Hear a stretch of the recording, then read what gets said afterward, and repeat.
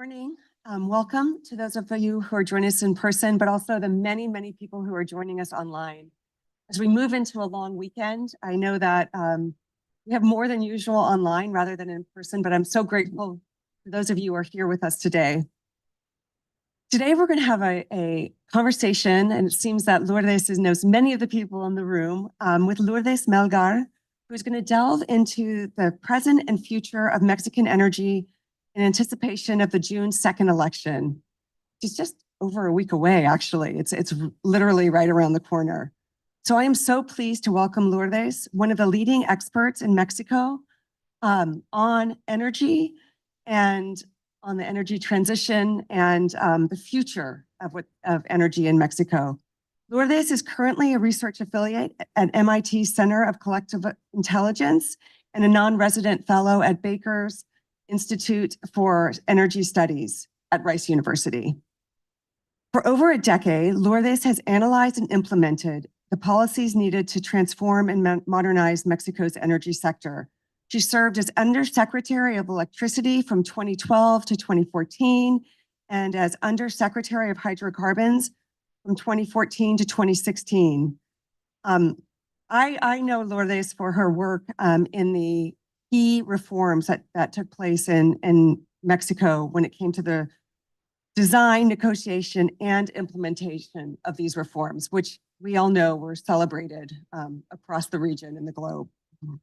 Lourdes has a profound understanding of what is needed to power Mexico's future, from highly technical concepts, but also when it comes to the country's social and political realities.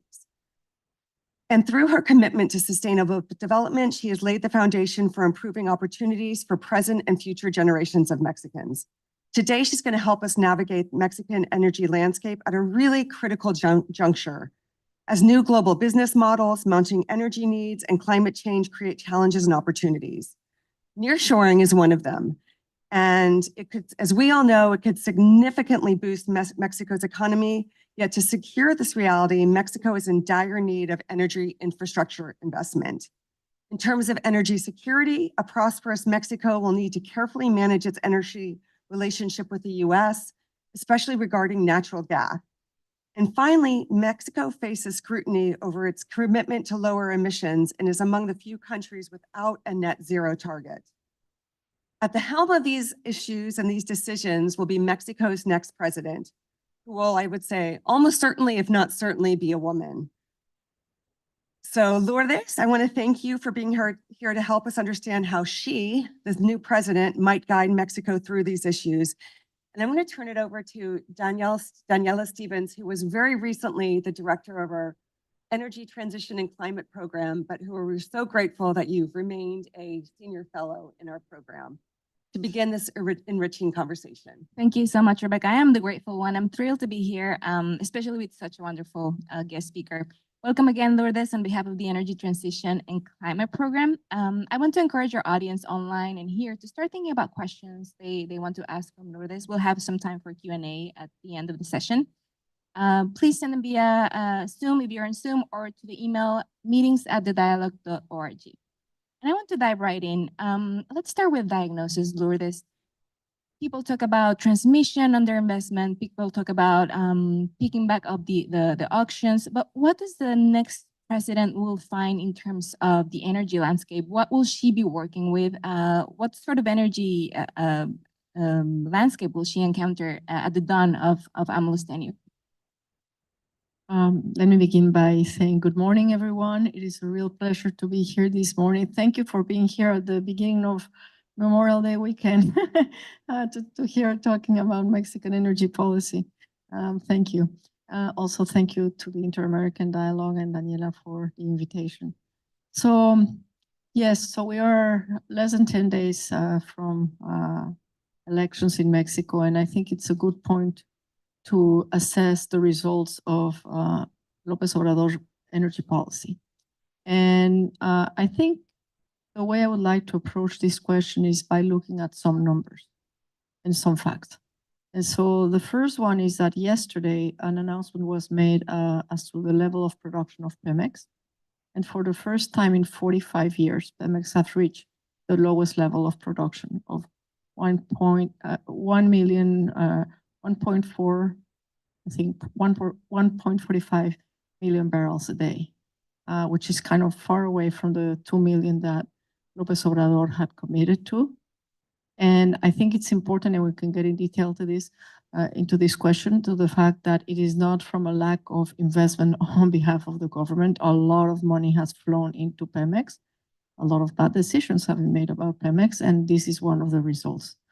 The other thing is that over the past basically month and a half, Mexico, the entire country, has been living under the stress of electricity outages.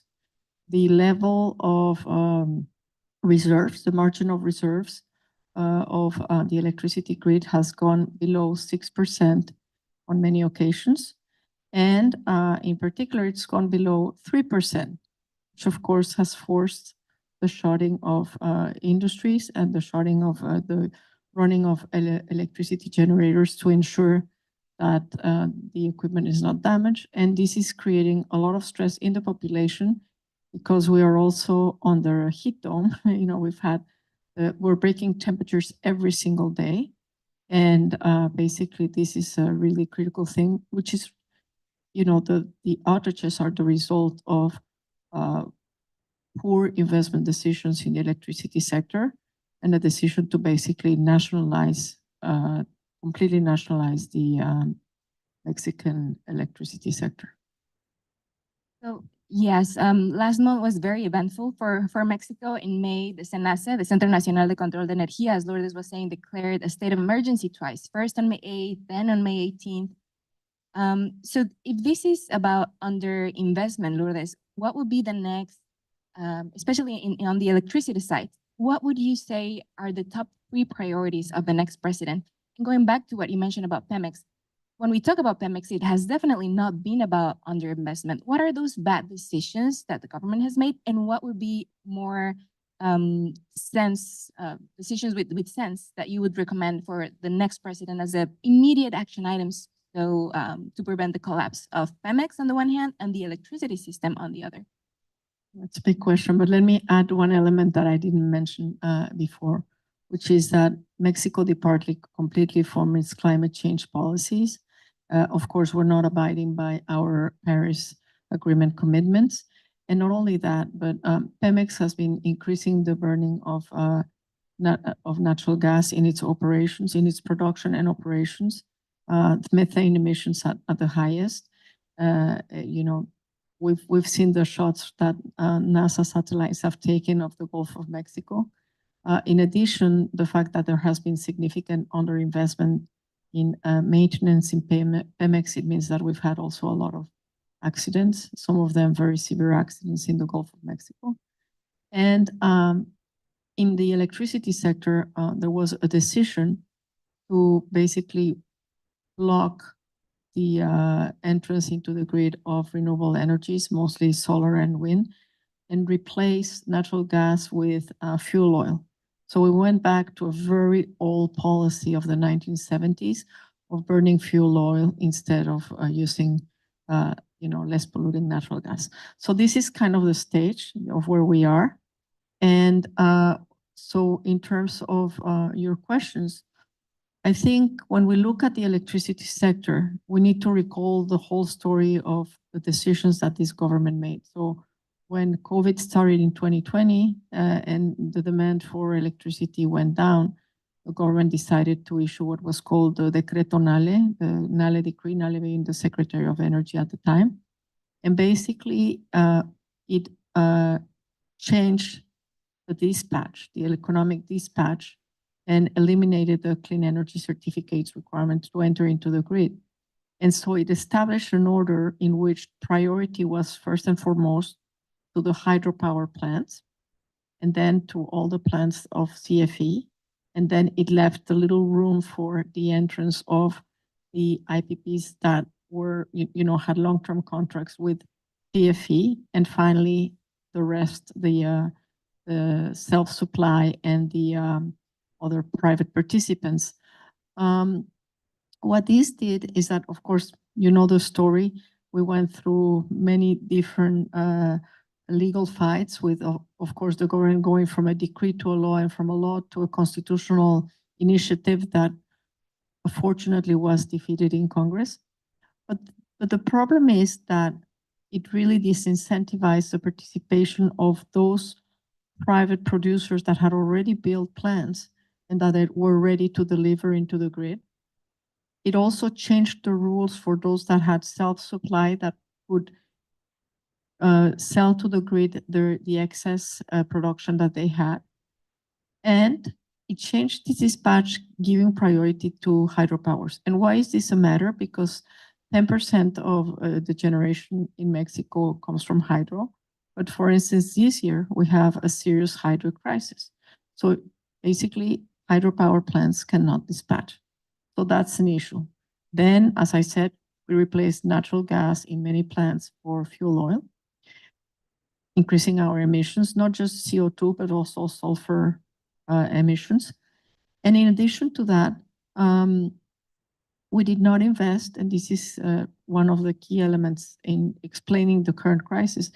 Mexico has not invested in transmission lines basically over 15 years.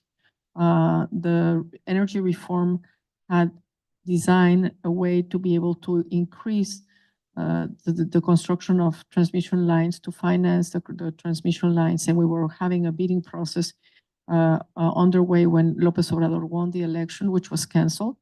And so we may have generation, we may have available electricity that could be dispatched from the southern part of the country to the center and from there to the north, but we don't have transmission lines.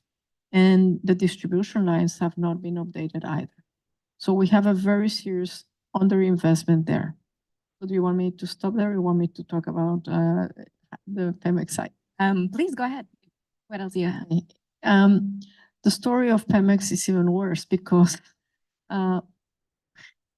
what we did, I mean, seriously, the López Obrador energy policy is a policy of going back to the 1970s when you are in the 21st century, not taking into account any of the knowledge or the technological advancements that you have.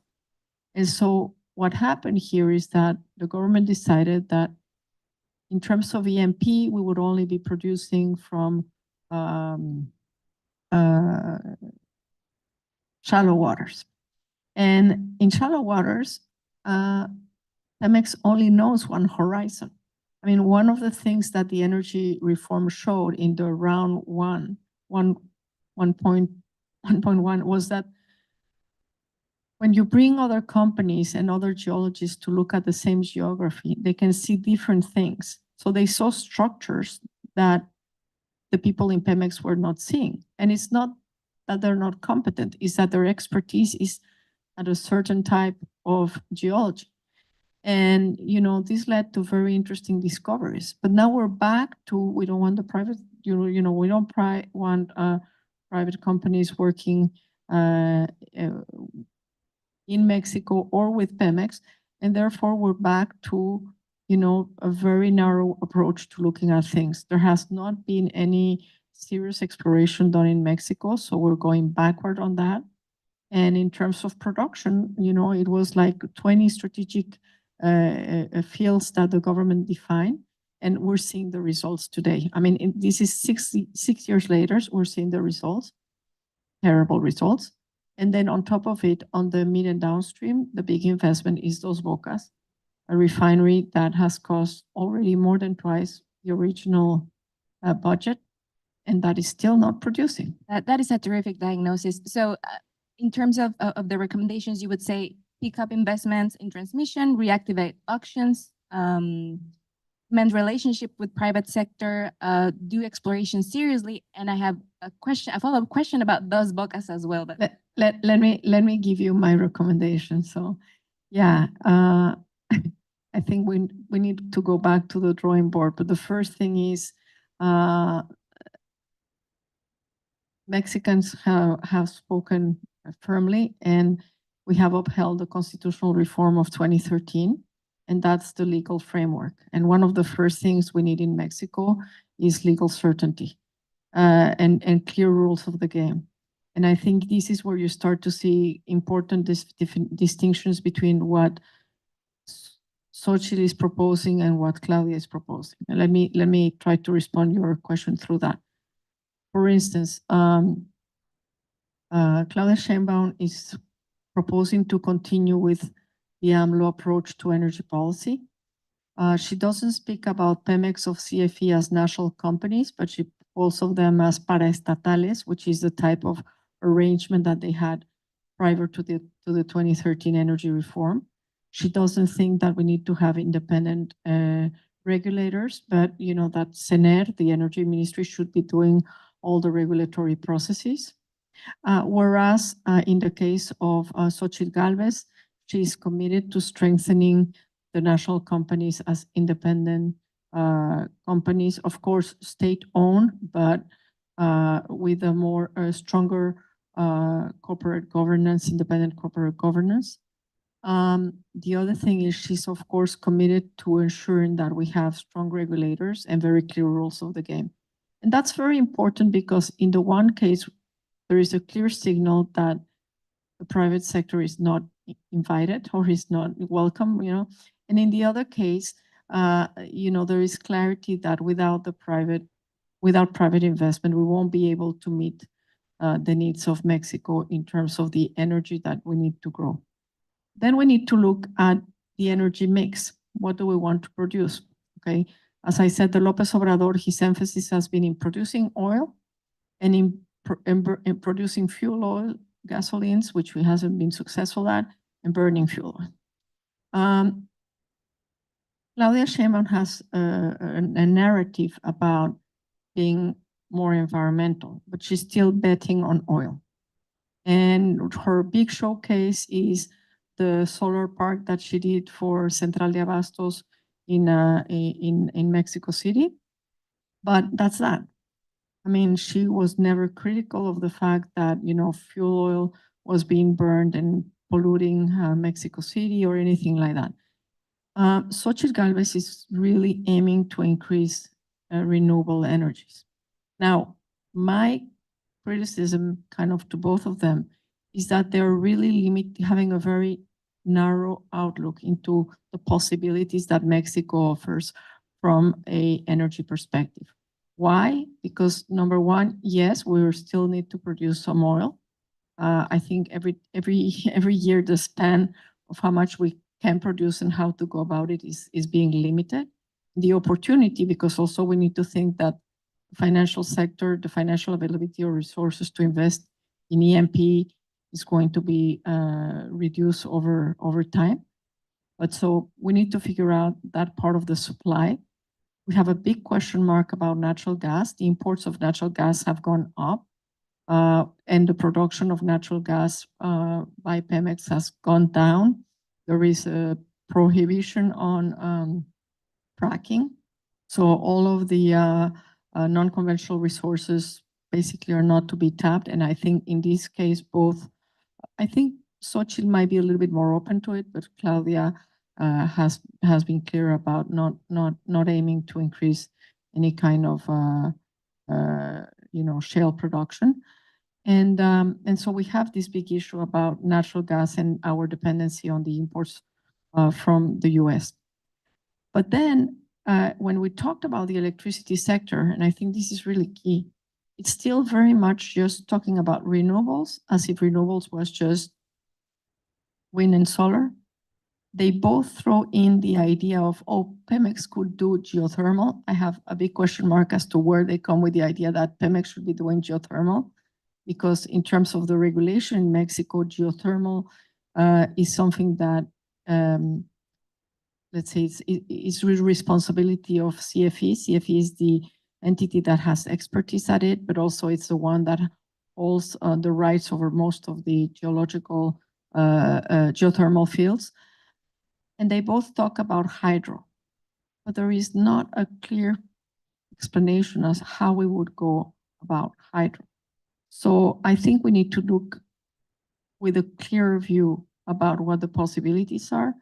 And then what are we going to do about energy efficiency? What are we going to do about modernizing the transmission grid, the distribution grid, moving into smart grids? If we want to be a strong player for nearshoring. We really need to have a grid that supports it, and we really need to modernize it and invest in smart grids, be able to have that type of flexibility. So many follow-up questions, Lourdes. One is looking back and one is looking ahead. Let me start with the one looking back. You mentioned Dos Bocas. And it seems like in the little time that the administration has left, it won't be able to inaugurate it. Even if they claim to be inaugurating, we know that that won't be the case. They haven't even done any characterization proof. Nothing is done. So what will the next president, whomever it is, potentially Sheinbaum, do with those bocas to begin with? What will those bocas become?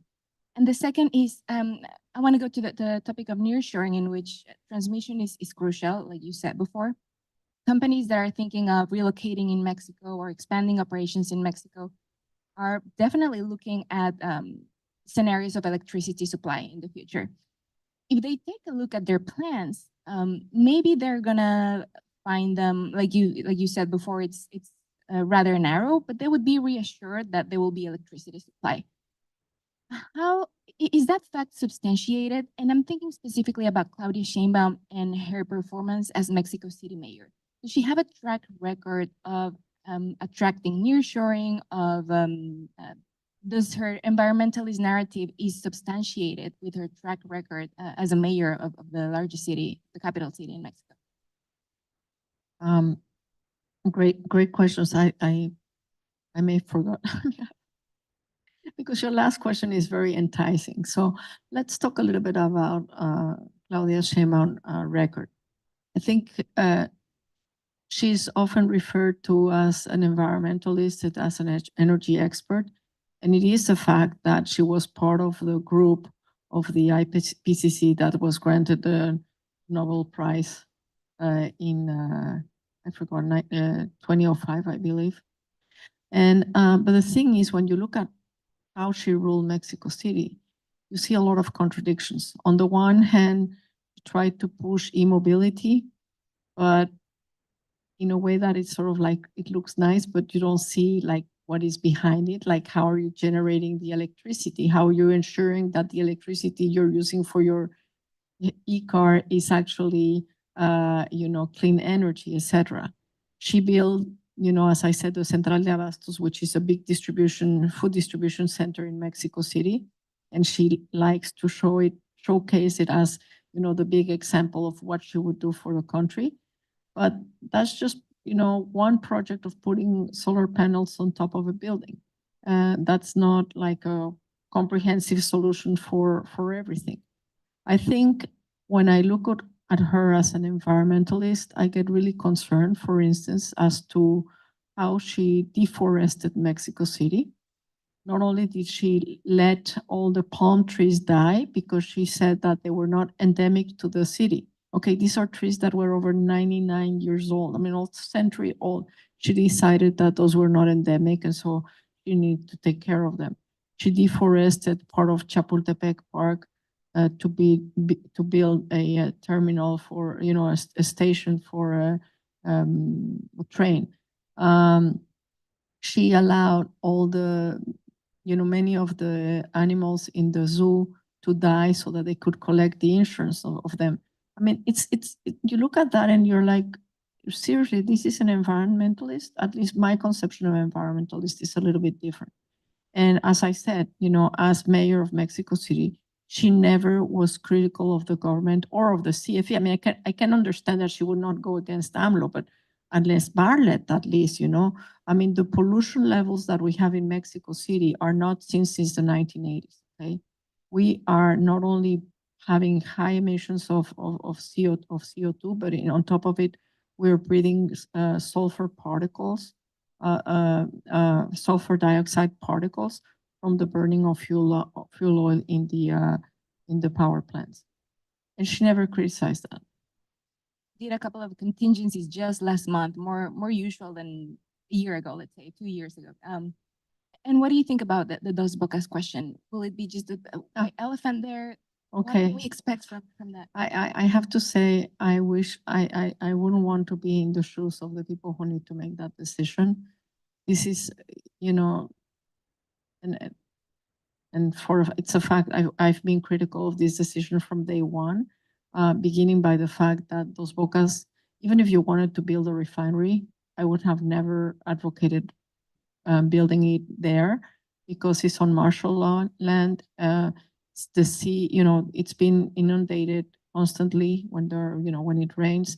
As the sea level rises, it is at big risk. They didn't do the engineering needed to protect it, and to try to do that engineering after you've built the plant would be extremely expensive, and I'm not sure that it will actually work. In addition to that, as you said, they may try to make, show that they are inaugurating the plant, but what I've heard is that they're actually bringing the gasoline from, imported gasoline into Dos Bocas to say that it is running. I mean, this is a complete nonsense. I think the government thinks that the Mexicans are really, stupid, and it is not the case. I think people are seeing through this. But the fact is that there is this major investment. Of course, there is also a lot of corruption. Many things are coming around the fact that there was, not the most transparent contracts in terms of those that were assigned for the construction of those bocas. So there are many issues there. But the main one is, what do you do with this plant? And do we actually need to be refining when we are so inefficient at refining? I mean, the best decision, in my view, the best decision that López Obrador made in terms of refinery was maybe buying the Deer Park plant. And I was critical also of that. I mean, you can justify it, there might be a logic to it, but at least that plant works, and that plant has to follow regulations, environmental regulations, and safety regulations, etc. In Mexico, the rest of the refineries, the situation is quite concerning. The level of emissions, the level of sulfur dioxide that they're producing, the levels of nitrogen, it's just, they are, even if you can come up and say, well, we produce X percentage of gasoline, you're producing the same, almost the same amount in some cases of fuel oil, and this fuel oil has no market these days except, they're burning it in power plants. So what to do with those bocas? Well, there are questions about whether or not it could be converted into a petrochemical plant. I really think that there needs to be serious engineering, and I am not an engineer, that's why I will not try to answer this. You need a team of real experts. I would, if I were making the decision, I would invite international and national experts on this matter to really analyze and come up with a good proposal about what to do with it. But this is one of the worst investments. Of course, the first worst investment is certainly the Mayan train, because the destruction of the forest, of the tropical forest, is just outrageous at a time when we need to deal with the big challenge of climate change. Both investments are extremely concerning, especially when we need investment in other fronts. And you were saying before that you find one of the two visions, Sheinbaum's vision, a bit adversarial still with the private sector. Thinking about renewables, CFE certainly doesn't have the balance sheet to install all the capacity that Mexico needs. It needs support from the private sector. Do you see a path forward for mending relationships with the private sector in the case of Sheinbaum? Do you see any pragmatism in her? Let me tackle this question a little bit differently. I mean, first, López Obrador established this 54-46 percentage that CFE has to control in terms of the part of on the generation side. Let's be clear: the Constitution established that generation is open to private participation, and therefore anybody, assuming according to the Constitution, anybody could actually build a generation plant. All of CFE has the monopoly of transmission and distribution. And Claudia Sheinbaum has vouched to support this 54% for CFE. So it's already putting a limit as to what the space is for the private sector. Okay, let's say that I can live with that. Okay, let's say that that's the political reality of the country and I can live with that. The thing is, what will be the rules of the game for the private sector to participate? And I think this is where, again, I have an issue with the approach that they're taking, because it's not transparent, competitive processes where we will be ensuring that we get the best, the cheapest and the cleanest energy for Mexico. What I hear she's already doing is trying to negotiate on a one-to-one basis, which is very much the approach that López Obrador followed, negotiating on a one-to-one basis with some companies. So you have some energy companies that are very happy with López Obrador, they've really good business, and you have others who follow the rules of the game and who wants to have, who have to abide by certain rules of transparency and good corporate governance that basically cannot play that game. And that's what we're seeing in Mexico. So it could be much more expensive for the country to get the energy it needs if we don't go back to a system that is competitive and transparent and where we're actually getting the best technologies that we need. Let's move on to US-Mexico relations. And another topic that you mentioned before is the issue of natural gas and extreme dependence of Mexico on especially Texan natural gas. And if we expect more extreme weather events hitting Texas, for example, Texans are going to use their gas for themselves, which they should. Do you see any path forward to lessen this dependence on this front? Well, it's a really interesting question. And I think this is one of those areas that I get very frustrated because since I was undersecretary, I could see like the big opportunity that we had in importing very cheap natural gas. It continues to be the cheapest natural gas on the face of the earth, and a window of opportunity that would close. And because of COVID and other things, those window of opportunity, which was due to be closed by 2022, kind of widen a little bit, but we are running out of time. And the decision that the AMLO administration made was to allow for LNG plants to be built in Mexico to export that cheap natural gas to Asia, instead of taking that natural gas to fuel Mexican industry, to ensure that nearshoring has, the natural gas and the cheap electricity it needs to actually thrive. So as I said before, the production of natural gas has gone down in Mexico. So our imports are over 88%. Pemex only produces 12% of the natural gas that we need. And in the process of producing oil and natural gas, they burn a lot of natural gas that we could be tapping and we could be using, protecting the environment.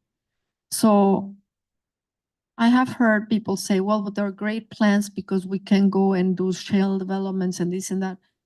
And I would say we don't even need to start with shale gas. We need to start by tapping the methane that we're burning and using it for, for industry.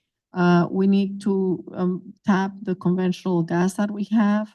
We need to start thinking about, how we optimize the opportunity that we have of importing cheap natural gas from the United States while we figure out how we're going to substitute that natural gas or how we are going to produce our own natural gas.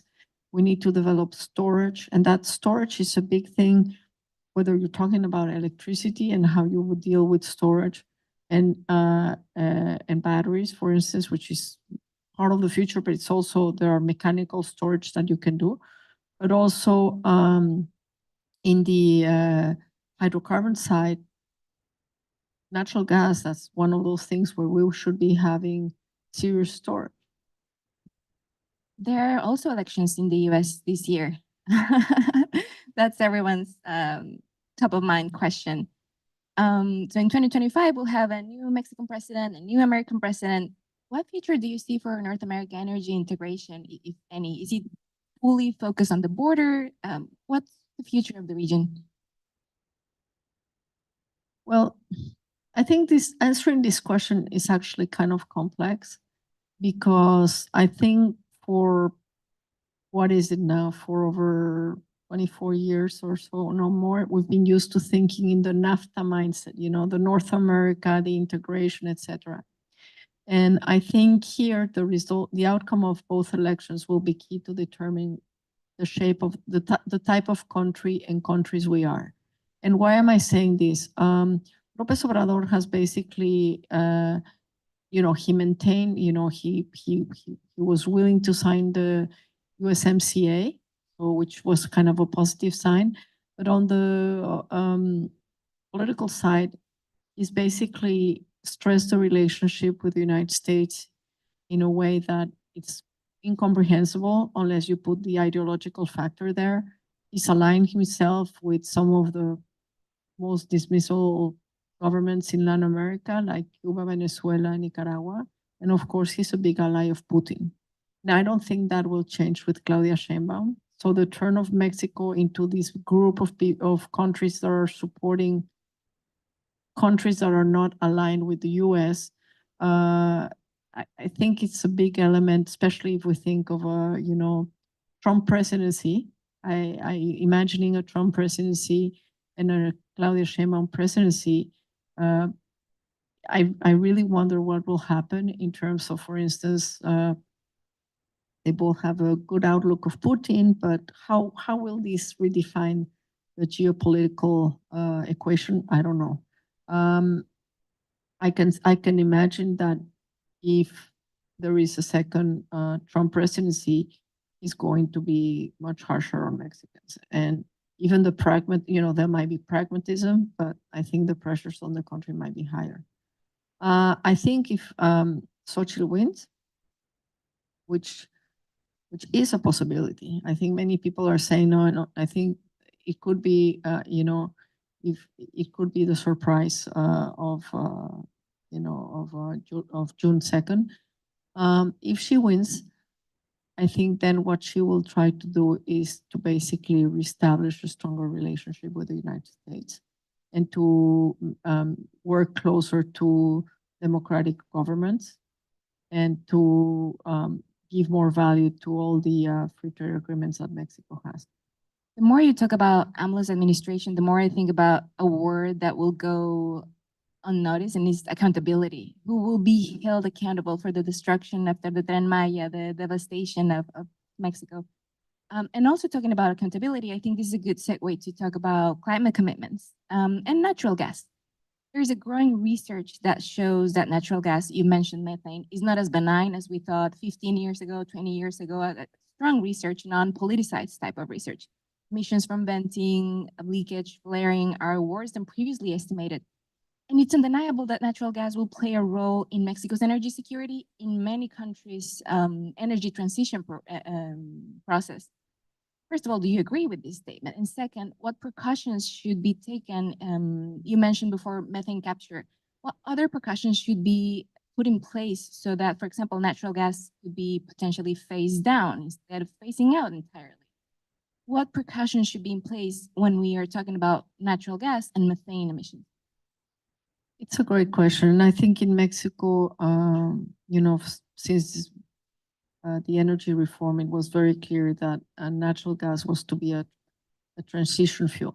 That we were replacing fuel oil or oil by natural gas with the idea of buying the time to make sure we had other alternatives.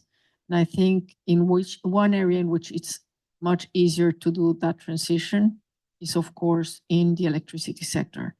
And it's not just a matter of building more wind or solar plants. I think it's really looking at all the available technologies that Mexico has. Mexico has incredible geothermal potential, not for Pemex. Still believes CFE and private sector should do it. But anyways, we have a strong potential in geothermal. I think, there are interesting projects being analyzed in new technologies. I would put on the table the consideration of nuclear, but not nuclear in the way of thinking back like the nuclear of the 20th century, but more looking at the new technologies, the smaller nuclear, ensuring that we have all the safety measures that are needed, etc. So I think decarbonizing the electricity sector is something that is very doable. We need to double down on energy efficiency. Energy efficiency is often forgotten, and that has to be a central part of energy policy. In addition to that, we need to stop thinking of the energy sector as like this big national thing. Technology nowadays allows for local, more focused type of developments, and that reduces the need for long lines of transmission lines, for instance. It gives you a lot of flexibility. It allows you also to work with battery and storages, which is something that is also, technologies are also coming ahead. So I'm not talking of tomorrow, but I'm talking like over the next 10, 15 years, which is the way you need to do the planning in the energy sector. You don't plan for today, you plan for the next 30 years.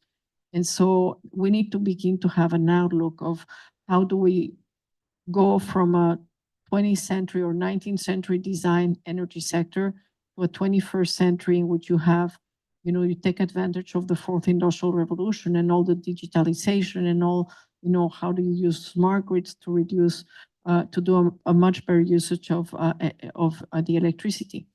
Now, on the hydrocarbon side and on the, for instance, one big issue is, okay, what do we do with automobiles, with mobility?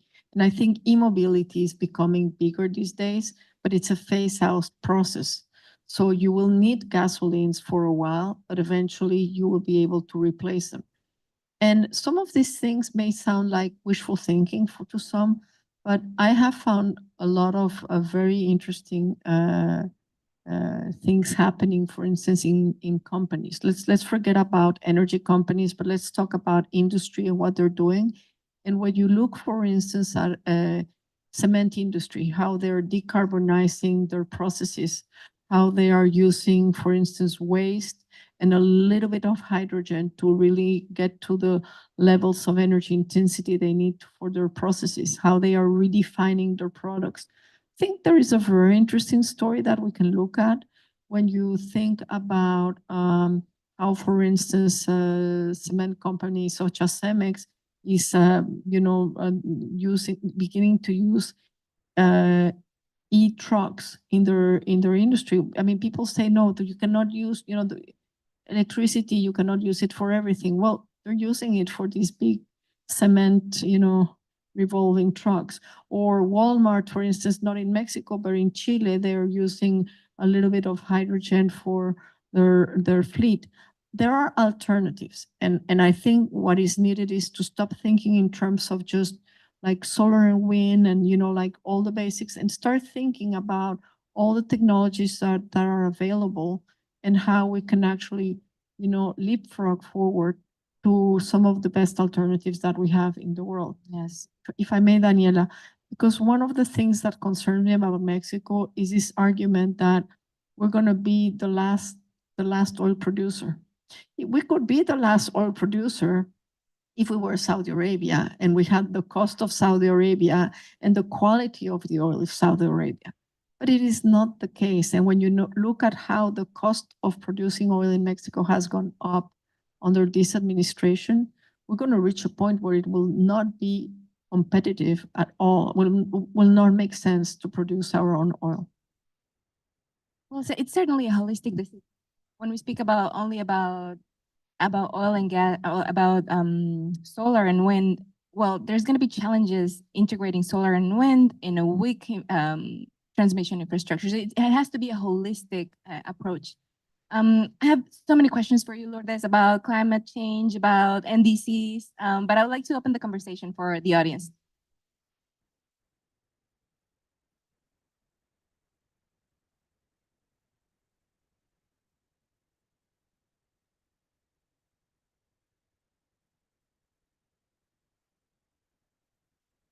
Thank you.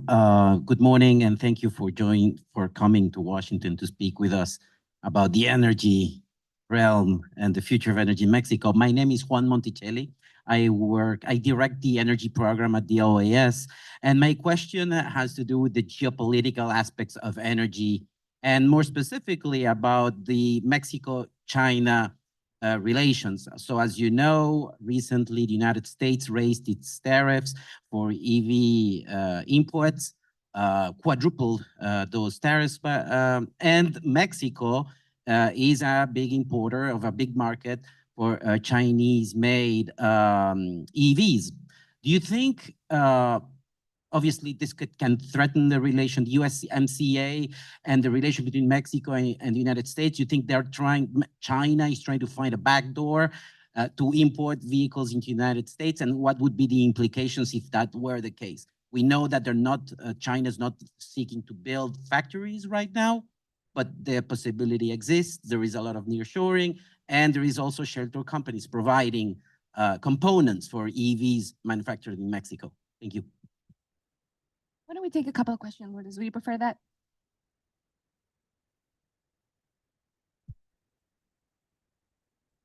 Hi, thanks. James Bosworth with Hexagon. You mentioned AMLO throwing a lot of money at Pemex. I mean, it's not underinvested. And Pemex has a lot of debt. It's $100 billion in bonds and 10 billion plus that it owes contractors. What is Claudia's policy? I mean, you mentioned a lot of different projects. How does she pay for it? And how do they manage the Pemex debt question moving forward?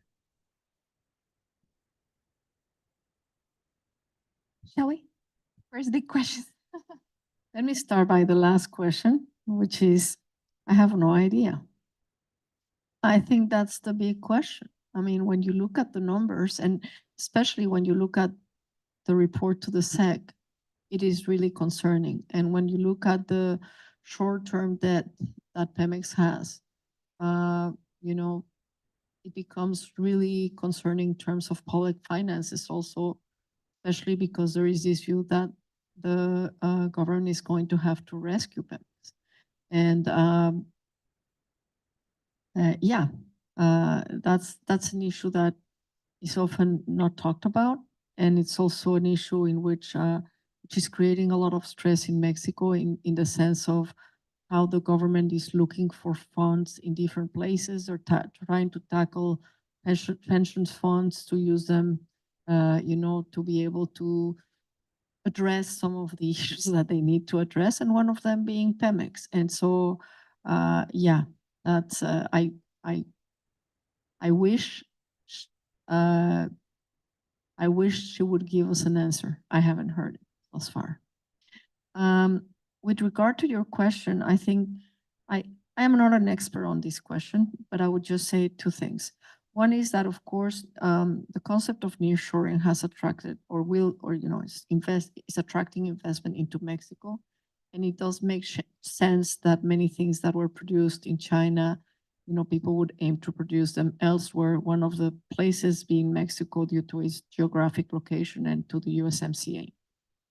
That being said, one of the things that it's important to note is that it won't be that easy like to, you know, import cars from China and move them to the US, because when you pass the border, you have to go through certain processes where they look at where the components were built, you know, what percent, you know, and so they do the computation of the percentages and all of that. And then, you know, if it's declared that this is not a Mexican product, then, you know, it doesn't comply with what is needed, and it's an import, you know. So I don't think, you know, if it's kind of a concern that some have, but I don't think that in terms of how trade works and how, you know, the whole process of exporting to the United States works, that it will be that simple. The relationship of China and Mexico, it's also an interesting one, because there is a lot of interest, of course, in China of having a big presence in Mexico, but in some things we compete, you know, we're clear competitors. And also in Mexico, we've been more careful, or we've had to be more careful in terms of addressing some of Chinese investments. Like, for instance, last you see it in other places in Latin America, for instance, in critical minerals or other things. We have other questions?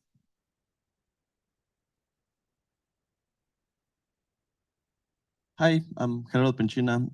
Dr. Melgar, thank you for being here. I'm a Rice University graduate, so I really appreciate your work that you do for the Baker. Talking about Miriam Grutzstein, she mentioned that Xochitl at the beginning of the campaign, when talking about energy, she was like a trailblazer in a China shop. And as a matter of fact, that was not particularly like the good thing that she mentioned that she wanted to privatize Pemex, and like in the end, that might have cost her politically.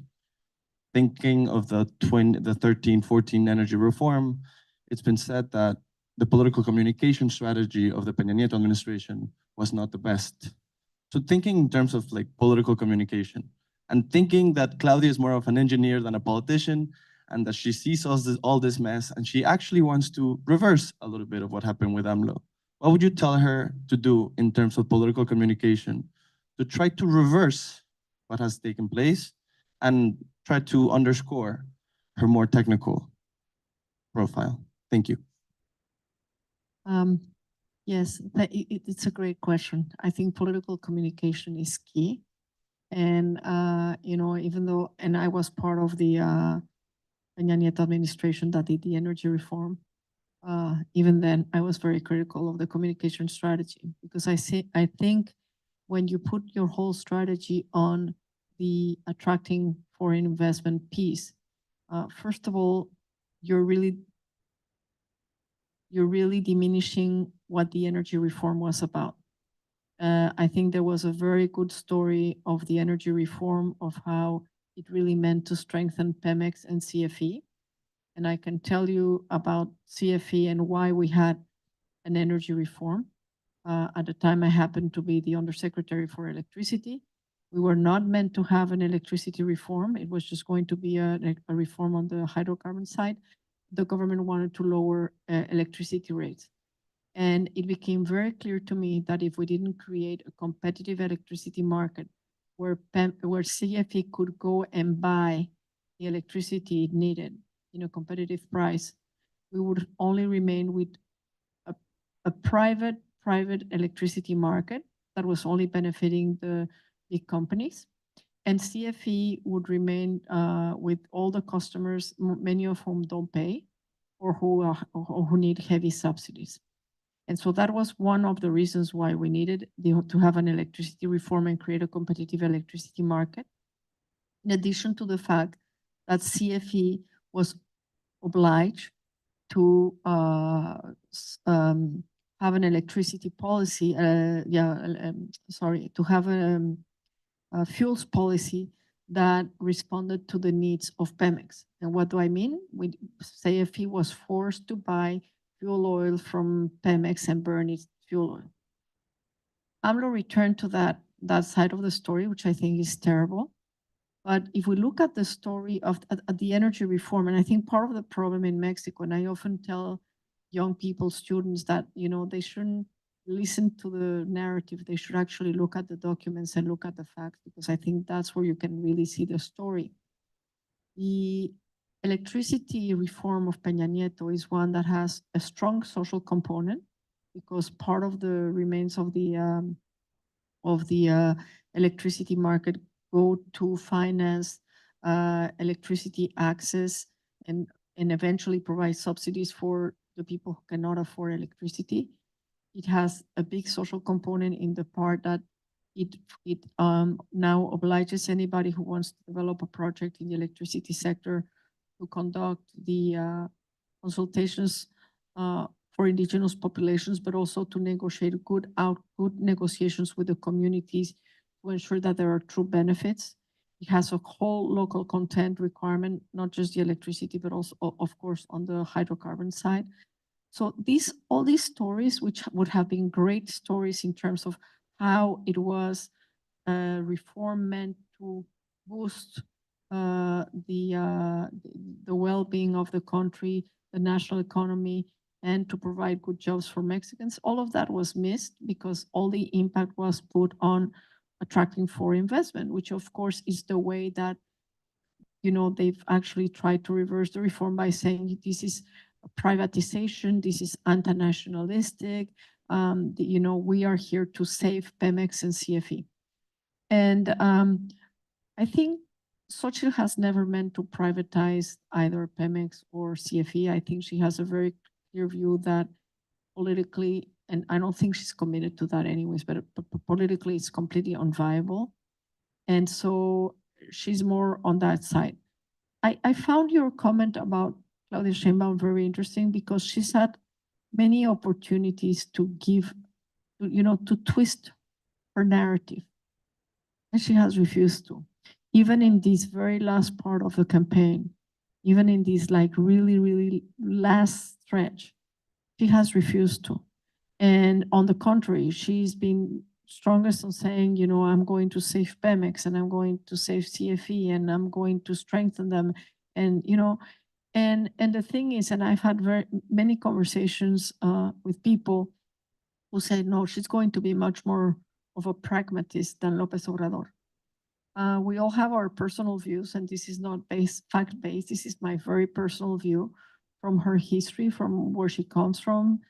I think she's going to be more ideological, but not ideological in the sense of the National Revolutionary Creed, which is what AMLO follows, but she's more of, the old sort of like Soviet type of mentality, And I think that's one of those things that, more statist, no, how do you say, like, state direct, state involvement, state decisions.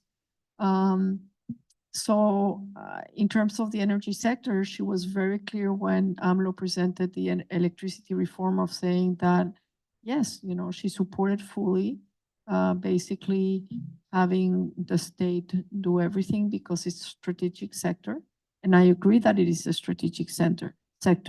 I just believe that we have to be realistic about the fact that the levels of investment that Mexico needs in its electricity sector, in its hydrocarbon sector, if we want to, supply, fulfill the needs of the population, but also be ready for something like nearshoring and be able to take on the opportunity and grow as the country needs, and not be done only by government, because even under a government such as this one that put all the investments in the energy and the energy sector and basically reduce the levels of investments in education, in health, in social well-being, the results are not great. I mean, yeah, they had the opportunity of showcasing a model, and the results, as I said at the beginning of the talk, are terrible. Lourdes, I want to be very mindful of your time. Do you have time for one online question? We have a broad online audience. Shall we, Michael? We have one question from Diego Rivera Ribota. It says, you mentioned natural gas imports from a policy standpoint. Which would be some key measures to take by the next Minister of Energy? Which role should natural gas have in a longer term scenario, say 2050? I know this is briefly touched on, but if there's any additional comments. Can you hear me? Okay. You mentioned natural gas imports from a policy standpoint. Which would be some key measures to take by the next Minister of Energy? Which role should natural gas have in a longer term scenario, say 2050? Oh, great question. Thank you for the question. So, as I mentioned before, I think we need to take a long-term view. So 2050 is good. You did mention at the beginning of the conversation that Mexico doesn't yet have a net zero commitment, but certainly something that we should be aiming at. And in that regard, I think we need to phase out the use of oil and natural gas, being mindful of the fact that I don't think we're going to do away 100% with it, but we're still, over 90% of our energy mix is still hydrocarbons. So I think we can do a significant reduction of that. So where do we do it? Where does it make sense and where can we do it quickly? It's in the electricity sector. And as I mentioned, we have very interesting alternatives in Mexico. And so that's one part where I would use natural gas now to substitute fuel oil, because really fuel oil is poisoning for the environment and for people. So I would substitute that with natural gas during a short transition period while we're able to build the alternative plants that we need. I would really think about, localized, smaller type of plants, taking advantage of the new technologies for geothermal, of course, solar and wind. I would look at some of the new alternatives that we may have. There is a project underway right now, for instance, in the Oaxaca area for hydrogen. It's dangerous. It has its shortfalls, but I think, as we can move to that, it will be an alternative. I would also look, as I said, to mini nuclear. It's new technology, but we're talking like 2050, 2060. That's where I would be putting my eyes on the electricity side. I would really, really strengthen energy efficiency. This is something that in Mexico we are not taking seriously. There is huge opportunity for industry, for buildings, and of course for domestic usage in terms not just of appliances, which is like the realm where we have mostly worked, but like really seriously thinking about how we utilize technologies such as smart grids to really do the best use of our energy. And then on the hydrocarbon side, we really need to think more fully about a comprehensive approach. What do we do with Pemex? What do we do with our oil production? What are those fields that it makes sense to develop now while we still can? What are we going to do? What makes sense? Does it make more sense to import or to continue to sell oil, which is something that AMLO wanted to stop doing? I don't think it makes much sense to refine it the way we are refining it. It's not that refining doesn't make sense, but the way we're doing it is not productive for the country. And so in terms of natural gas, yeah, we should tap the reserves that we can tap now with a view of a 15-year phase out. Once of course you make it, you cannot invest and then close up, so you have to be very clever about your investments and have a plan of the phase out of those investments. Lourdes, it was a real treat having you here. Thank you for making the time in your busy schedule in DC, for joining us, one of the most lucid minds in the Mexican energy sector. Please join us again. Thank you so much for having me. Of course, A real our pleasure. pleasure.